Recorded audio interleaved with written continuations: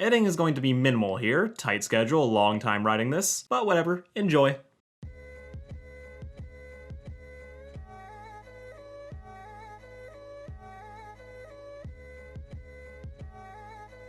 Avatar: The Last Airbender is one of the best, if not the best, cartoon shows to ever be made. This is my opinion, and if you ask anyone that's ever seen it, they'll say the same. It's simply a masterpiece. With compelling characters, a layered, nuanced world, with distinct cultures and people, Avatar struck the perfect balance between standalone episodes and a long-running narrative that allowed for you to become naturally immersed with the world and its characters. This show is the benchmark for how we judge character development and redemption arcs. And don't forget pacing. You know a show is great when the worst episode in the show is still thought to be pretty okay. Sadly, this isn't a video about Avatar: The Last Airbender. We're here to talk about its successor, the one we're not embarrassed to talk about, The Legend of Korra. Korra is a sequel series taking place 70 years after the events of the original, with a young new avatar, Korra, who after being sheltered her whole life comes to Republic City to learn airbending from Aang's son Tenzin, helping to save the city from Amon, who plans to rid the world of bending. When this show first came out, I was absolutely in love with it. I could never get enough Avatar in my life, and while it has some weaknesses, Mako, it was still a highly enjoyable show, and I couldn't wait to see where it would go next. But we're not going to talk about Season 2 just yet. And just to set up some rules, if it's not a problem in Season 1, we're not talking about it. So without further ado, let's talk about Season 1 of The Legend of Korra. To keep me from ranting too long, I'm going to be switching between the positives and the negatives, until I run out of nice things to say. So to kick things off, let's talk about the main lead, because I honestly think this girl gets a bad rap because of Season 2. Korra is easily the star of this show. And I'm not just saying that because she's the only character to get properly developed. Korra is intentionally designed to be the opposite of Aang. While Aang liked to avoid conflict or talk things out, Korra acts before she thinks, and is always ready for a fight. This creates a strong contrast that helps distance the two series from each other. Aang never wanted to be the Avatar, but in Korra's first scene, she establishes how she is completely different.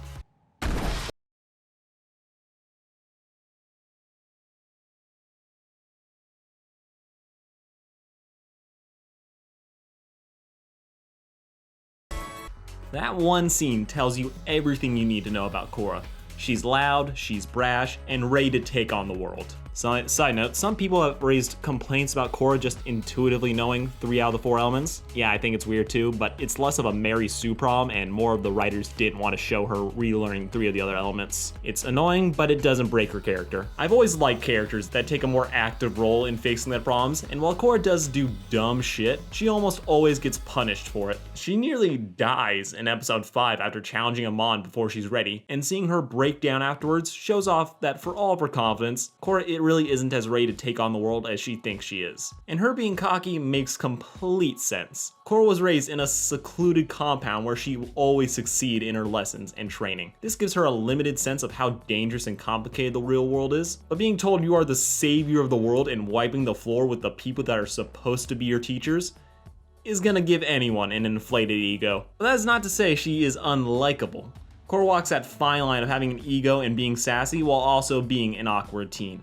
I also really credit this show for making her as flawed a character as she is. When Korra is a dick, the show does not gloss over it or play it for laughs. She's got issues and has to work on them. But for all my praise of her, I can understand if some people find her annoying, but I think the great execution far outweighs the negatives in her case. And if it's too much, I think we can all just appreciate the fact that she's hot. I mean, look at that back. Now that we got Korra out of the way, let's move on to something I didn't like. Starting with this godforsaken city. Low-key, fuck Republic City. I do not know what it is about this 30s Americana New York that gets people so jazzed. Unless your story takes place in the 30s, don't make it feel like the 30s. I think the city's well designed, and I do appreciate most of the artwork and architecture, but after 2 episodes, it just becomes boring. If this were just one setting and many different locations, I wouldn't mind.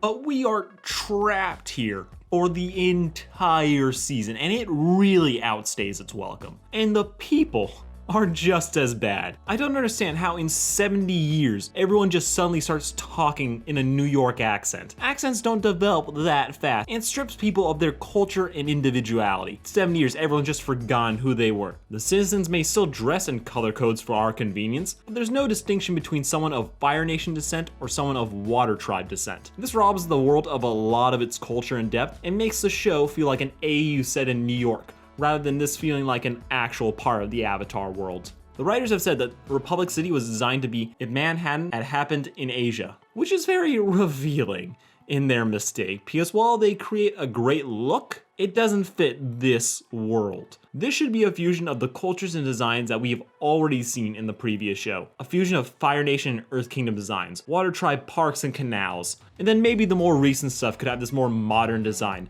But it needs to take a backseat to the world that we are already acquainted with. And while we're on the subject of art design, let's talk about another thing that I adore, and that is the art. Because this show is gorgeous. Animation is one of those things that keeps getting better with time, and this show still looks great by today's standards. The fact that they're able to use so much CGI in this show and none of it makes me want to vomit is always a great sign of quality. The character designs are also great. Korra is, as I said, hot, but the rest of the cast is pretty easy on the eyes too. If Mako wasn't as hot as he was, no one would ship him with anybody. The show is a bit more rigid than Last Airbender, but it never subtracts too much from the fight scenes. And while there are some animation errors, 95% of the time, you're not gonna notice them. So it's not really a problem unless you're an animation buff or a Steven Universe hater. And on that hot topic, let's switch over to something I hate with a passion, which is pro bending.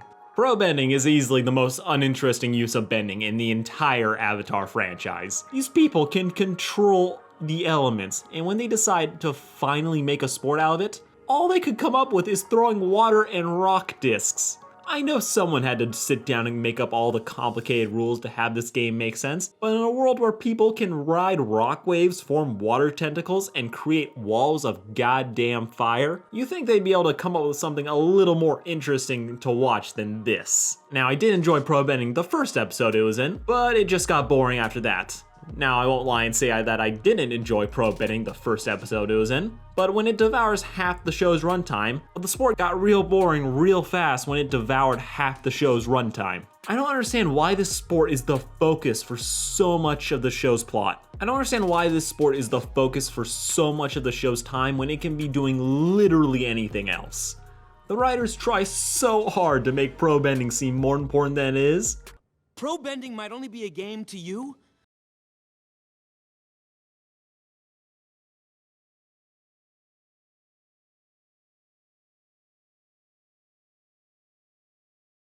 It's none of those things.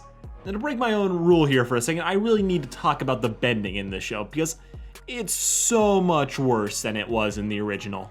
Each element in the show has a corresponding martial art that it was based on.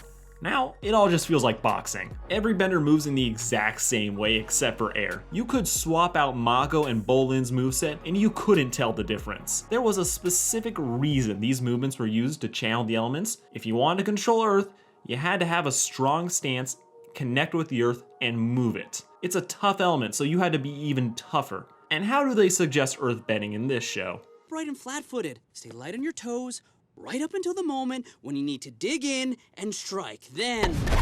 That's not how you said it works, damn it. Aang couldn't earthbend because he was too light on his feet. This change gets hand-waved with bending evolving with time, but it changes in all the wrong ways. The only time I was impressed with the bending moves is whenever Tenzin did anything, or that time Tarlok formed a water spear then shot ice spears out of it. Outside of these two instances, I could not recall any of the other moves. They all just blended together, but earthbenders really do have this the worst. Because being in a cramped city, they can't do anything interesting with it without damaging the architecture, which I really wanted to see. Also, metal bending cops are really boring. They're just Attack on Titan / Spider-Man clones. And if you've seen Kuvira in season 4, and you will realize how uninspired they are. And while Kuvira is one of the weaker villains in the show, season 1 I think has one of its best. Amon AKA, thank God for Steve Blum, is a great villain. He has such a great presence to him that he's always dominating every scene that he's in. His power to take away bending is played as a horrifying event, and he's pretty much portrayed less of a man and more like a horror movie monster, where all you can do is run away and hope he doesn't find you. I really enjoy his backstory as the son of Yukon. It's very brief, but it gives you everything you need to know about him. How he came to see bending as the root of all the world's problems despite being one himself. And even though he rejects his father, Amon is still very much influenced by him. He saw how small and powerless losing his bending made Yukon, and this inspired him to use this method to purge the world of bending. While I love the sense of mystery built around him, I do think that he could have given a bit more time to develop and interact with the rest of the cast. The way he treats Korra as a pawn in his game is great for building him up, but also keeps the show from fleshing out his character and his relationships with the other equalists. It's not something that I need, but it would have been nice. As much as I love Amon, I can't lie, I think his equalist movement is poorly constructed. Because on its own, the idea that normal people are rising up against benders after the disaster of the 100 Years' War is amazing. There would absolutely be a backlash against bending after all that destruction. While I love the concept and can see why the writers would push this issue as the next stage of the Avatar world, I do think it was just implemented poorly. The problem of this whole make everyone equal movement is that from what we're shown, Republic City doesn't have much of an inequality problem. We never see a non-bender being treated worse than benders. Being able to bend lightning helped Mako get a job, but that's a highly specialized skill, and normal people can't make electricity like that. If you showed me Bolin doing construction or replacing a bunch of non-benders, then yeah, you'd have an argument. But as it stands, the only example of people getting suppressed is that there's gangsters making life hard for them. But we see them harassing people exactly once before they get crippled by Amon. If the triads are the main reason people are so antsy to get rid of benders, then it needed to be a way bigger threat. Because as it is, there's only 4 people we see, and you can't tell me Lin couldn't kick their asses with one hand. I would like this to be Amon manipulating the people and creating fear to further his agenda, but in season 4 they go out of their way to say that Amon was right and just going about it the wrong way. So apparently it was a problem and we just never saw it. This makes the Equalists come off as a bunch of X-Men villains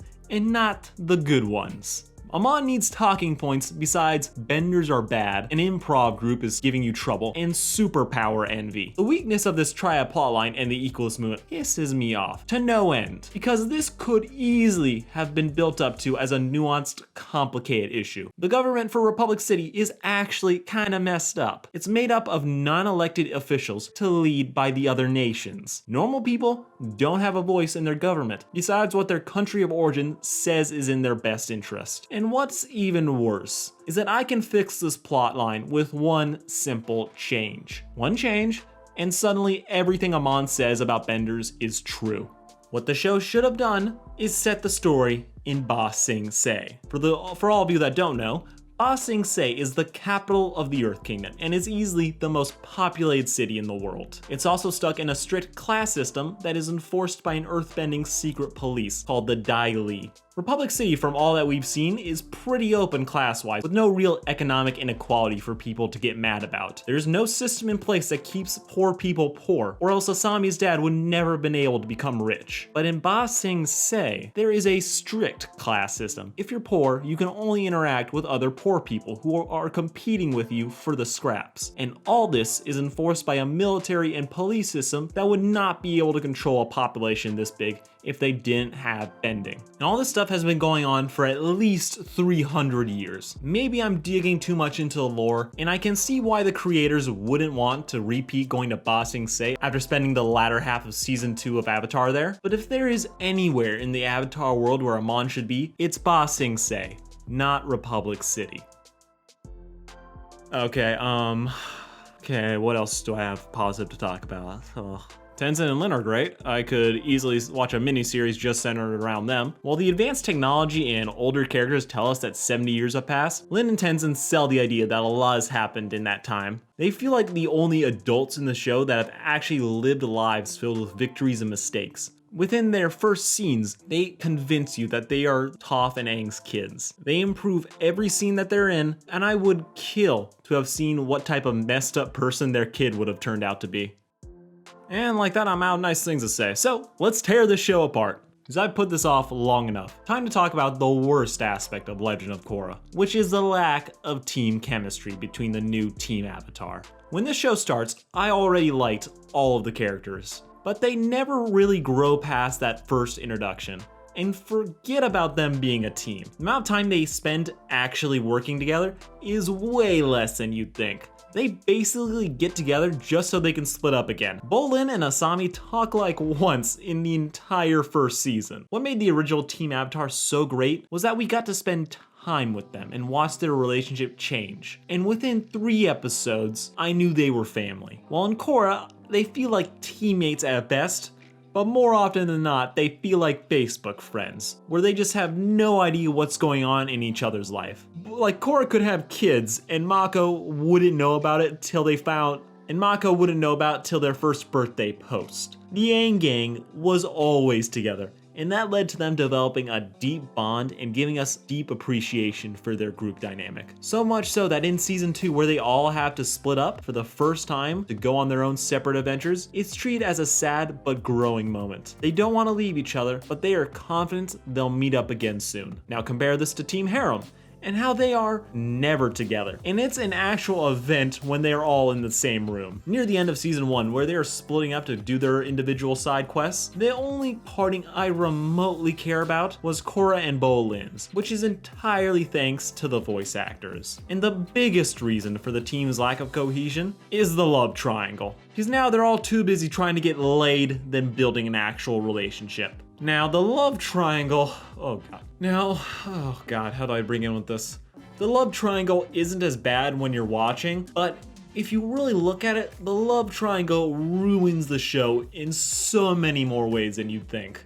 It's the mistake that kept this season from being great. So just to show you guys how much time we waste on this plotline, let me run you through it. Bolin sees Korra, he thinks she's hot. Introduces her to Mako, she thinks he's hot. Show starts shipping Mako and Korra, spelling out that these two will be together by the end of the season. It looks like they might get together till Mako gets hit by Asami's moped and immediately forgets all about Korra. So they are together now. Korra is jealous. Bolin takes Korra on a date even though she thinks they are just hanging out. He's so far in the friend zone he doesn't even know. Korra follows some bad advice and kisses Mako. Bolin sees, damaging his friendship with both. Things are patched up by the end of the episode even though everyone but Asami knows about the kiss. Korra gets kidnapped. Asami realizes that Mako is being overzealous in getting her back, but this is all after Mako accused Korra of being jealous and trying to mess with Asami's dad to get back at him. Bolin spills the beans to Asami, who then proceeds to start giving Mako the cold shoulder, not blaming Korra in any way because having Korra and Asami be bitchy towards each other would make them too unlikable. Mako and Asami spend the rest of the season in their own will they won't they situation because Mako is focusing way too much on Korra. By the second to last episode, Bolin and Korra are the only ones to feel like actual friends. Mako and Asami don't officially break up but admit their relationship is a mess. Mako and Korra nearly die fighting Amon, and Korra uses the power of love to learn airbending to save Mako. Then to cap off the season, after Korra gets her powers back, she kisses Mako because they did in the last airbender, so they might as well do it here.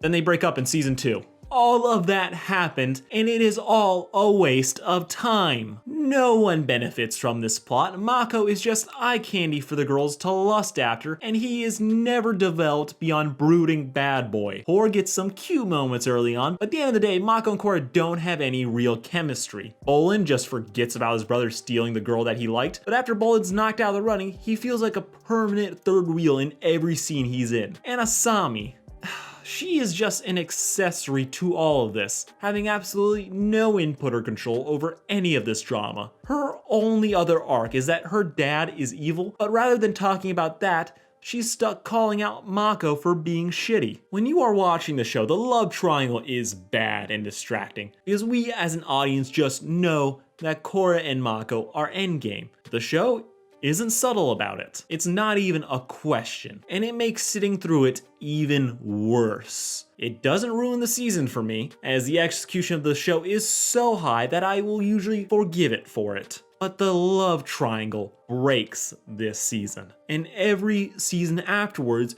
is playing catch up because of the lack of groundwork put in here. And for my last and final point, I think that the resolution to Korra's arc is completely wrong. Korra was easily able to master water, fire, and earthbending, but struggles with airbending. This is because, as Iroh once explained, air is the element of freedom.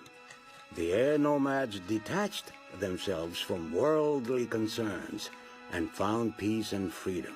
Airbending is directly linked to spirituality. Just mastering the motions isn't enough. It requires introspection and a disconnection from the world, breaking away from one's earthly desires. In the Kyoshi novels, it's revealed how Kyoshi's mother, a master airbender, went on to join a band of thieves for the thrill of it, even marrying another thief. This had a direct effect on her ability to airbend, as she discovered her powers had continued to grow weaker. This shows just how complicated it is to master air, and why Korra struggles with it so much. She's so focused on the world around her and her own ego that she can't grasp airbending. The resolution for Korra's story is that after her bending is taken away by Amon, she sees Mako about to meet the same fate and digs deep, and in a moment of selflessness was able to call forth air in a huge fan-pleasing moment. But there's a problem here. Korra was able to gain airbending by being selfless, but being selfless isn't the same as being spiritual. Heck,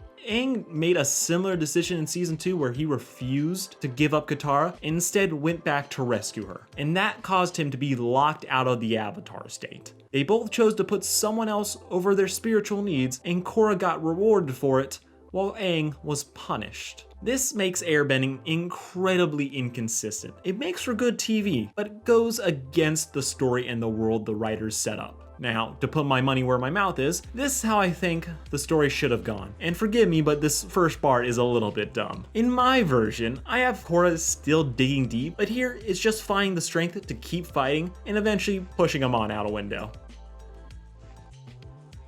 Then he does a whole big reveal where everyone finds out he's a waterbender. Then he goes to die in the murder-suicide, which, by the way, is an amazing scene. Can't believe they actually got into the show. From there, Korra goes to the North Pole, where she learns Katara can't fix her. Then Korra, at her lowest point, tries to meditate and look inward, wondering who she is without being the Avatar. Desperately trying to talk to Aang, but receives no answer. Frustrated and ready to lash out, she calms herself and steadies her breathing. Listening around her to the flow of the air, the sea breeze, she feels a connection. And in a moment of clarity, she airbends for the first time. The air creates a haze of snow and dirt around her, and for the first time, she's able to see Aang. Then the scene can play out exactly the same, minus the Makora kiss, because fuck him. The reason I prefer this setup is that it carries through the idea of airbending as a truly spiritual art, while also making some small but important shifts in Korra's character. Korra defines herself by being the Avatar, which also means she defines herself by her ability to bend the elements. She thinks that bending is the core of her identity, and when she loses her bending,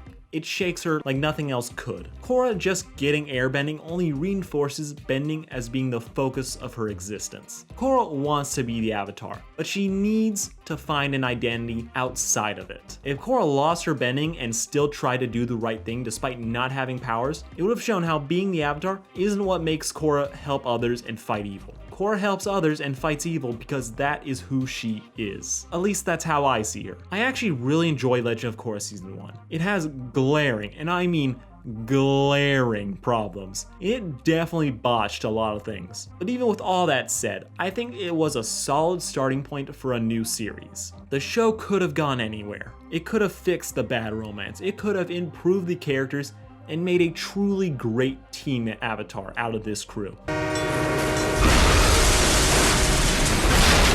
Then season 2 happens and I hate it more than the Shyamalan movie. That's right, I think season 2 of Legend of Korra is worse than The Last Airbender. Strap in for that one, folks. It's gonna be a doozy. Hit the bell down below to get notified for when that comes out. Tell me what you liked and hated the most about The Legend of Korra, because it has plenty of both. Like, share, and subscribe, help the channel grow, praise and hate me down below, and you all stay honest, Sarcastic fans. But you guys better get ready for next week though, because next week, we're taking it back to the beginning of my channel, because next week's gonna be my sarcastic summary of She-Ra Season 5.